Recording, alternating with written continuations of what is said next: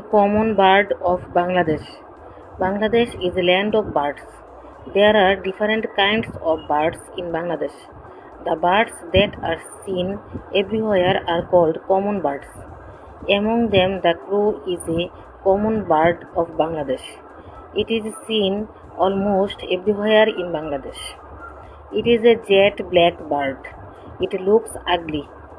It cows early in the morning, and we get up from bed hearing the sound.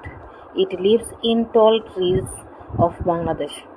It eats nasty or rotten things. Sometimes it steals food from our kitchen. It snatches away food from the hands of our children. It purifies our environment, eating dirty things, those it is useful to us.